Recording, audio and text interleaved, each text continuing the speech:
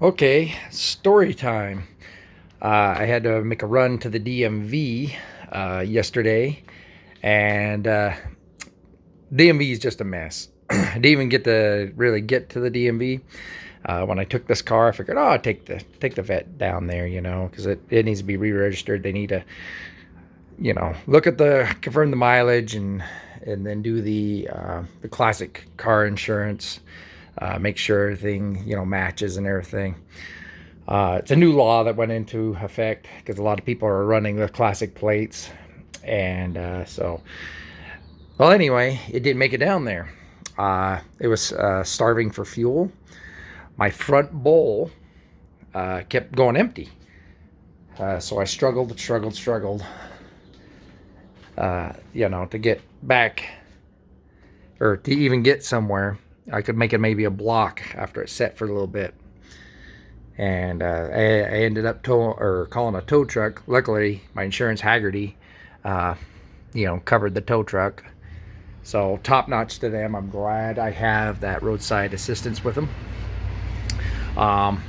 So I tried to figure out what was causing it. I blew out this line. Fuel was still getting up into there. The bowl, it just wasn't getting into the bowl. So it was probably the needle inside and everything. So what I did is I just took this off. I called my dad, and because he's a mechanic, and he kind of helped me diagnose this thing. Well, anyway, I took that off, just blew through it, just a little bit of pressure, and after that, it's probably just some gunk up or whatever, stuck up in there. So now the bowl fills and everything again. I probably am going to end up tearing this apart anyway and rebuilding it. Because if I'm starting to have problems now, I'm going to drive it around just the block, just close by for the meantime. But till then, then I'll rebuild it or whatever. And then actually my pressure gauge here wasn't working either. So I took it out, cleaned it up, and the pressure gauge started working. So maybe there's some gunk in my fuel or whatever. So hopefully that will fix that problem. I'm going to change out the fuel filter here in a couple of days. I haven't got around to doing anything as of the last week or two. So just been too busy with life in general. So here's an update. Well, anyway, so all said and short, tow truck driver was great and everything. I had to wait 2 hours though for him to get out there. Once we got it up on the truck, because the car could drive for a little bit. Like I said, you could get maybe a block and then it just sputter. So there was that. So anyway, I think I fixed that problem for now. Just a quick temp fix, but I'm gonna do some more other things, a few other things. So now it got me a little more curious, because I never really looked on to see what I had. So this carburetor is a 750 CFM. So then I started, well, maybe this carburetor doesn't, fit the block. So I started investigating the block, and you can kind of see my numbers. There's the number down there. Of course, I have the two numbers right down in there, and of course the other one back here. And then I just took off the valve cover just to look at these to figure out what kind of heads I have. And so there's numbers back down in there also. So if you're looking for a small block Chevy, those are where you find all your numbers. And then I'm gonna look at the intake also. So anyway, what I found out is that these I haven't looked up the heads yet or anything like that, but the block is from a 1975 C20 truck block. It's a 4-bolt. and it's gone through somebody's, you know, somebody's rebuilt it and everything, because it has a little bit more power than what what they say. Like it only came with like 180 horse back then. Yeah, this thing has, it's pushing 300 and something, so not quite 400, but you know, you can tell, because I've driven older Corvettes, and I had a 454 in a 1974, and you know, that one, I had that one built pretty good. So this engine has a little bit of oomph. So I started investigating. It might actually be a 383. The person I bought it from, he doesn't know anything about cars. This car is basically a flip for him, and so that's, you know, it's kind of a guesswork. The only way I'll really know if it's a 383 is if I take the oil pan off and look at the numbers, and you know, from underneath. But I did look at the balancer on here, and it's not externally balanced, so it must be internally balanced, because usually what they do is they use the 400 balancer on there for the crank. So still kind of a mystery. It lopes and kind of sounds more like a 383, but like I said, it's kind of hard to know. But I'll figure out kind of what I have with my heads and my intake. That'll give me a little better idea of what I have a little more here.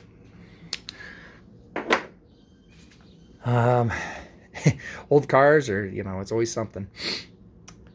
But I haven't really gotten to anything.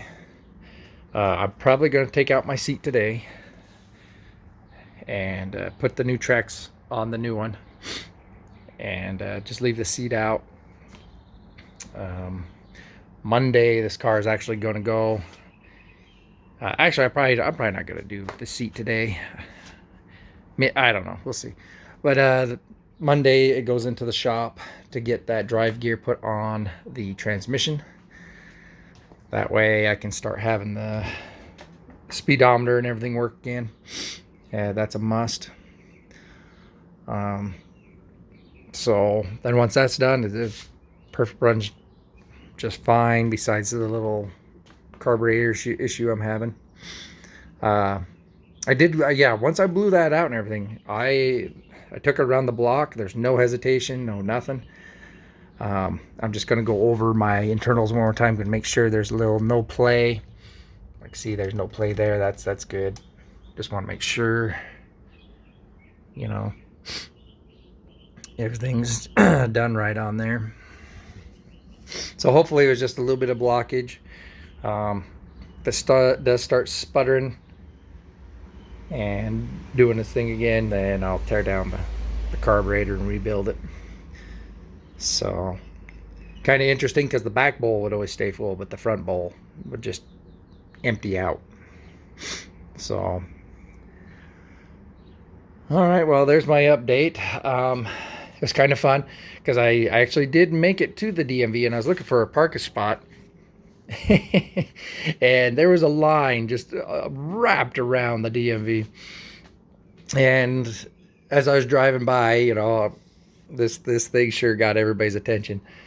People are like, oh, there's a 67 Vet. Yeah, you know, people are just going nuts over it. And, you know, and I'm like going, well, they were saying all the wrong years, like 67 and you know, all over the place. So it was kind of fun to drive by and hear the comments. So, but yeah, it is a head turner.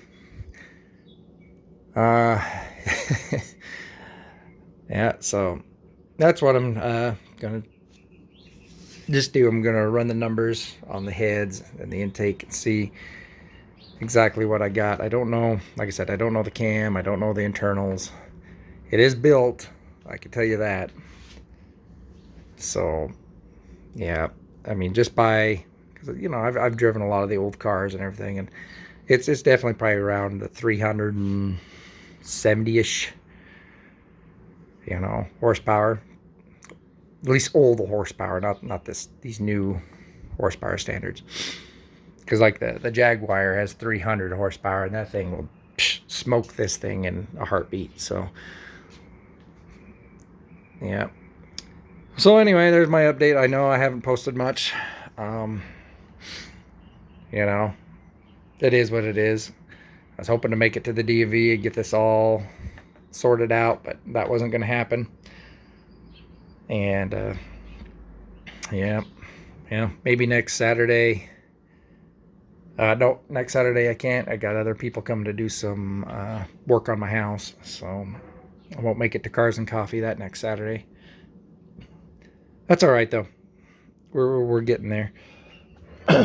So I haven't done much. I just wanted to tell a little story, and we'll see.